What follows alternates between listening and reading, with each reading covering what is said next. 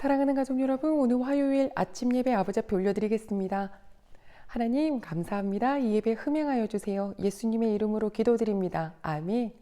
누가복음 1장 46절로 50절 말씀입니다.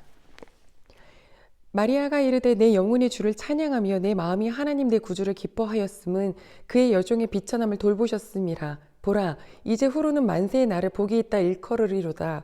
능하신 이가 큰 일을 내게 행하셨으니 그 이름이 거룩하시며 긍휼하심이 두려워하는 자에게 대대로 이르는도다. 아멘. 사랑하는 가족 여러분, 우리 예수 그리스도의 탄생, 그분의 처음 오심에 대한 사건을 마태와 누가를 통하여서 우리는 좀 더 자세히 알게 되었습니다. 마태는 남편 요셉에 대한 이야기를 정확하게 해줬다면 이 누가복음에서 누가는 바로 마리아에게 하나님이 어떤 일을 하셨는지 그 메시지가 기록되어 있죠. 그 전에 먼저 누가복음 1장에는 사가랴 엘리사벳이라는 부부에게 초점이 맞춰져 있습니다. 하나님께서 가브리엘 천사를 그들에게 보내셨어요. 남편 사가랴에게요. 정말 너에게 아들이 있을 건데 그 이름을 요한이라 해라. 이름까지 지어주죠. 훗날에 세례 요한이에요. 그런데 그 하나님의 말씀을 받았던 사가랴가 나 나이 많고 와이프 나이 많아서 이런 일이 어떻게 있겠습니까? 이렇게 질문을 했어요. 이거는 누구의 질문과 비슷하냐면 너가 처녀이지만 너가 아들을 잉태할 거고 그 이름을 예수라 하라 라는 메시지를 받았던 마리아와 비슷해요. 마리아가 나는 남자를 알지 못하는데 내게 어떻게 이런 일이 있겠습니까? 자, 사가랴가 나 나이 많아서 이런 일이 있겠습니까? 내가 처녀인데 이런 일이 있겠습니까? 분명히 질문은 비슷하죠. 그러나 거기에 대한 답변은 달랐어요. 가브리엘이 사가랴에게는 너가 이 일이 이루어질 때까지 말하지 못하리라 라고 했습니다. 왜냐? 보니까 믿지 않아서요.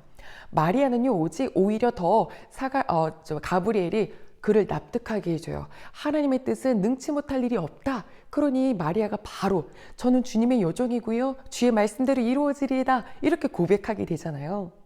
우리도 신앙생활을 하다 보면 의심해서 믿지 않아서 막 물음표가 생겨지는 경우가 있어요. 그러나 정말 하나님을 더 믿고 싶고 사랑하고 싶어서 생기는 물음표가 있어요. 부디 우리 후자가 되기를 원합니다. 자, 마리아는 자기에게 찾아온 가브리엘이 친족 엘리사벳이 임신했다라는 소식을 알려줬기 때문에 그녀를 찾아가죠. 엘리사벳은 그 자기에게 오는 마리아를 보자마자 내 속에 정말 하나님의 선물로 주신 이 태중에 있는 아이가 뛰는 것을 보면서 노래합니다. 그 노래를 듣고 마리아가 정확하게 또 깨닫죠. 가브리엘 천사를 통해서도 주의 말씀을 믿었고, 그러나 또 다시 확신을 주는 이 엘리사벳의 노래에 의해서 감사하며 주님을 찬양하는 것이 우리가 읽은 오늘 본문입니다. 마리아가 이렇게 노래하죠. 내 영혼이 주를 찬양합니다. 찬양합니다.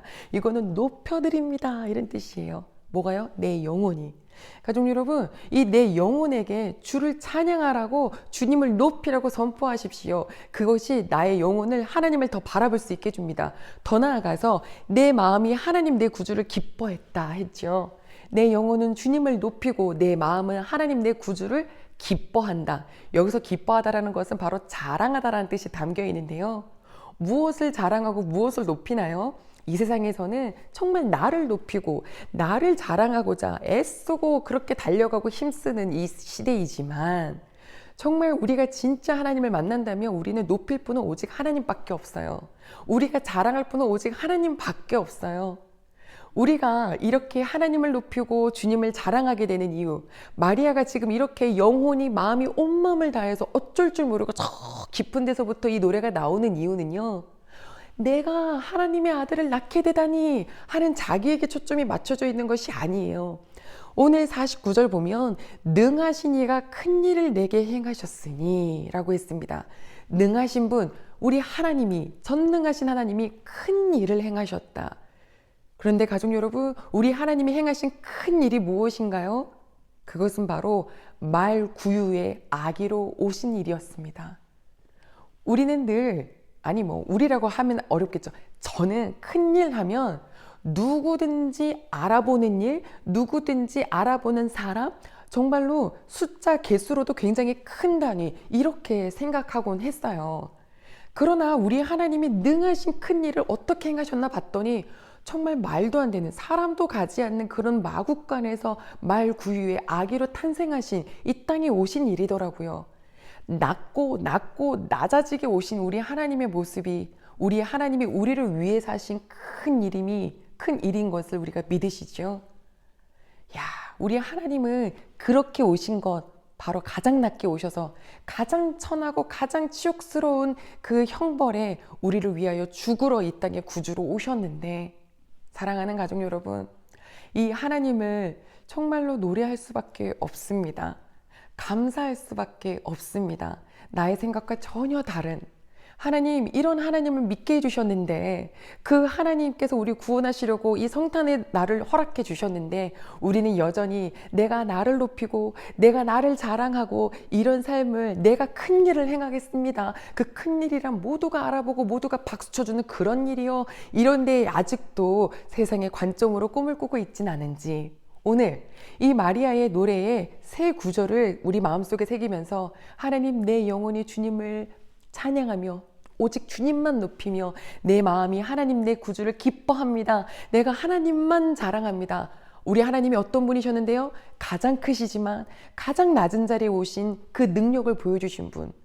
세상에서 우리가 살아갈 때 하나님 말씀대로 살려면 때로는 너무 억울한 것 같고, 때로는 너무 참 힘이 없나? 비굴한가? 막 이렇게 생각이 들 때 있잖아요. 근데 그 비굴이 아니더라고요. 주님 말씀대로 살아가는 것은요, 그게 가장 큰 자가 할 수 있는 일이더라고요. 우리 하나님이 내게 주신 그 사랑대로 이 세상을 그 성품대로 살아갈까요? 우리 아버지를 쏙 배닮은 그런 자녀로 말이죠.